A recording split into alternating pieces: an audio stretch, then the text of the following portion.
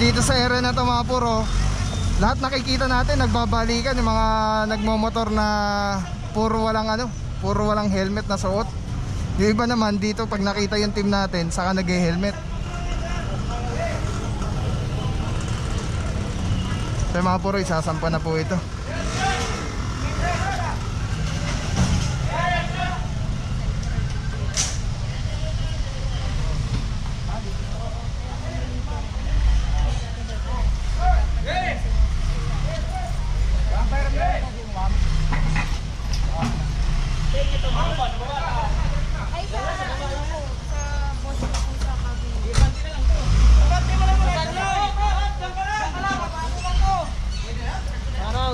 Shout out, ingat boss, God bless. Para lang din mas kasi actually meron hapon babalik din ako.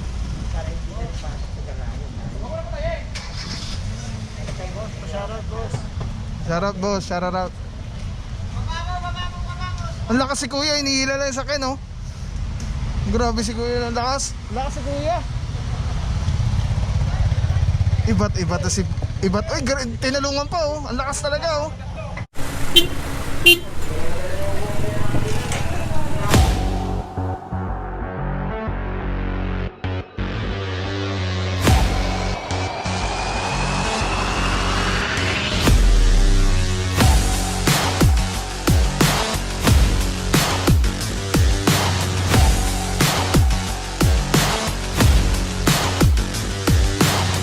Walang tulugan. Pwede tayong magre-rescue ulit. Lalangoy tayo sa bagong silangan.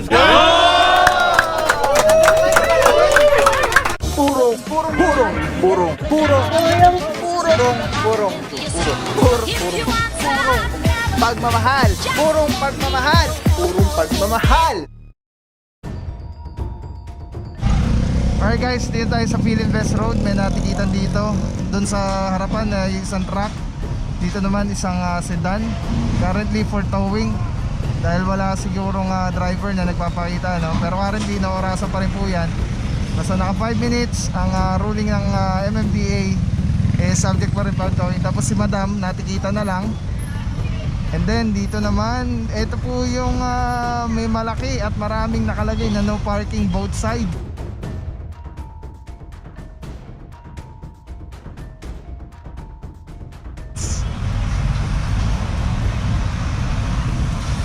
Pero lagi pa rin dito marami po nagpa-park.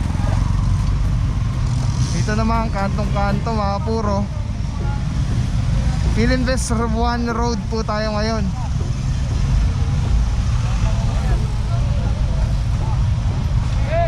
Dapat 6 meters 6 meters from intersection. Dapat cleared kasi baka may one side parking sila dito. Pero yung kanto hindi po pwede. Ito naman walang helmet si Bossing.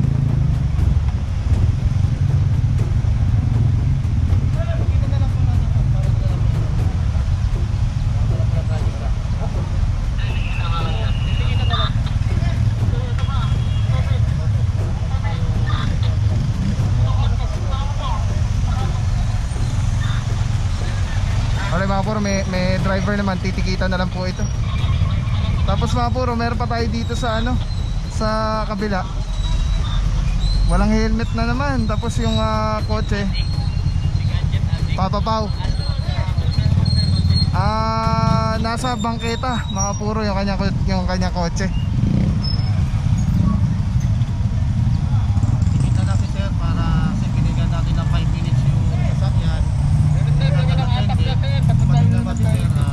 Issue na natin siya ng traffic violation kasi ang sa kanto siya, nagiging blind corner po yung sasakyan. Yung mga lumalabas dito, dapat nakikita na yung paglabas. Alright, thank you so much po Officer Pantaleon. Salamat po sa informasyon. Ayan mga puro, titikita na lang po si Bossing. At least hindi na siya matotow. Tapos may nahuli pa tayo dito si Bossing, walang helmet na naman. Ayan mga puro, medyo dito no? Parang hindi rin uso helmet dito sa area. Ang dami natin nahuhuling mga walang helmet. So tinotow pa rin nga dito yung kotse. Tapos ang dami po nakalagay no parking both sides. Ayun no, laki oh. Malaki na, marami pa, maya't mayarin po ito.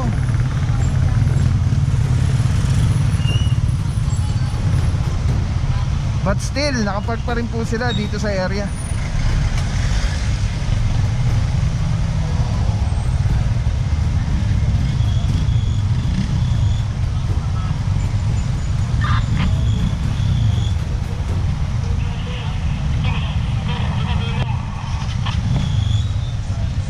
Mga puro, may nahuli rin tayo dito ng ano, riding without wearing proper helmet data ulit ito. Tapos ito po ay nasa bangketa yung kanyang kotse. Currently inaorasan na ni boss. Pag naka 5 minutes na yan, ayun 3 minutes na daw. Pag 5 minutes na ito mga puro, subject for towing na ito. Tapos yung area mo kung meron silang one side parking, natikita na pala ito. Tapos ang ano lang natin dito sa side na to, yung kanto, dahil nga 6 meters from intersection dapat wala nakapark yan. Alright mga puro, kasama natin TFTTM, Officer Baguio, Officer Malyari, big shoutout Officer Cortez, ating Epe, Sir Dexter Cardenas. Ito wala ring helmet.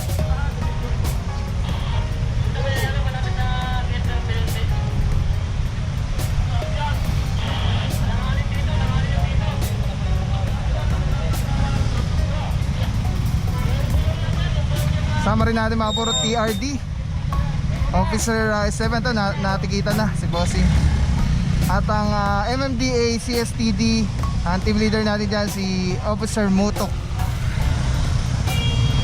Medyo nag-traffic lang mga puro dahil nasa gitna, tinihila natin yung yung truck doon sa pinakadulo.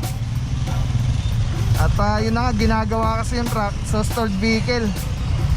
So isipin nyo, ginagawa naman yan, dapat konsiderasyon, bigyan ng konsiderasyon. Stored vehicle po, pag lahat po yan na may sira din sa kalye, wala na, traffic na lahat na magiging kalye natin pag ganun ang gagawin natin, lahat konsiderasyon.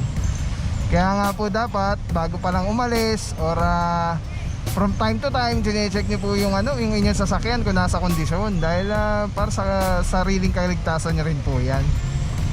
Alright, so yan mga puro, magandang pangyayari ng araw na to. Philinvest 1 Road, hindi pa natin alam kung saan ang susunod na lokasyon natin. Let's go guys, purong bagamahal. Alright mga puro, tatlo na yata yung dumaan dito na may dala-dala. Tapos yung truck na pula, andun na, doon na kinakabit kasi nagkukos ng traffic. Tapos yung pula naman na kotse, sinasampa na rin po ngayon currently. Ito pa yung coaching itim.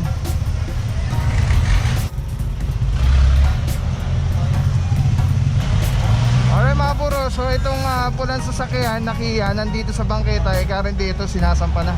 Lumabas na yung may-ari, si madam, kaya lang wala na, lagpas na siya sa oras. Kaya naintindihan naman ni madam, kaya sama na lang po siya, pinakamaganda, sama na lang siya sa impounding area sa Tumana para ma-release na rin agad yung sakyan niya pagdating doon. Alright, saludo TFTTM, TRD at MMDA CSTD. Let's go guys.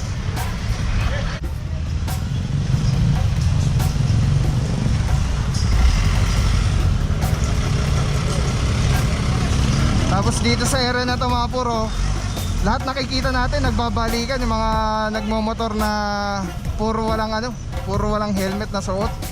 Yung iba naman dito pag nakita yung team natin, saka nag-helmet. So mga puro, isasampa na po ito.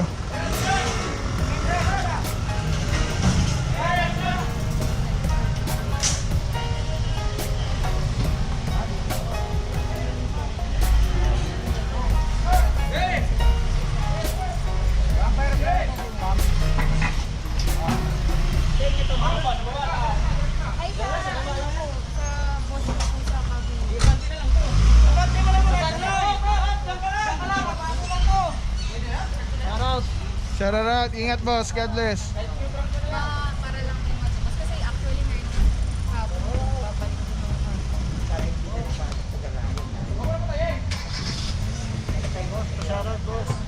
Shout out boss, shout out. Ang lakas si kuya, inihila lang sa akin, oh. Grabe si kuya, ang lakas. Lakas si kuya. Ibat to si... Ibat, uy, tinulungan pa, oh. Ang lakas talaga, oh. Hindi, puro may ano po, pinaandar na yung sakit. Nabibiro lang po tayo. Very cooperating si madam, naiintindihan niya po. Mga puro, kung na ang pangyari ngayong araw na to. IBP, hindi pala IBP. Philinvest 1. Officer Baguio, Officer Malyari, saludo to FTTM. Mabuhay po kayo mga bossing. Sir Dexter Cardenas, shoutout boss. Officer Cortez, Jillian, and congratulations sa inyong new baby kay madam. Let's go guys, puro pagmamahal. Ay, shoutout. Sino si bossing? Shoutout boss. May botingin ka ba? Thank you boss, thank you. Puro magmamahal, mga puro gusto nyo ba ng carrot sticker katulad na ito? Punta lang kayo dito sa Telesin Philippines, hanapin nyo si Ate Erica. Pumili kayo ng kahit na ano, kahit magkano, bibigyan kayo ng sticker. Kung wala naman kayo bibili, pakita nyo lang na naka-like at naka-follow kayo sa FB page ni Telesin Philippines. Ito yung FB page nila. Tapos bibigyan kayo ni Ate Erica ng stickers. Pasya lang kayo dito. Nagkakatiwalaan natin. Laging accessories. GoPro, kahit ano pa yung camera mo, kahit cellphone niya, nag-vlog ka, gusto mo mag-vlog, live selling and all. Telesin Philippines ang kung kailangan nyo, huwag na kayong manap ng iba. Meron din po tayong Shopee and Lazada store. Discount dyan, gamitin nyo lang yung voucher Telepaw. Yan. So thank you so much, Boss Harold, Telesin Philippines. Let's go!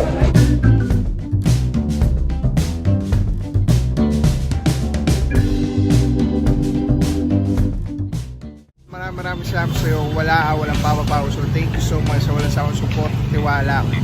Wala akong masabi kundi thank you so much. Thank you sa Panginoon at ingat kayo palagi. Again, kung wala akong papapaw. So thank you so much. God bless you. Purong pagmamahal. Thank you so much. God bless.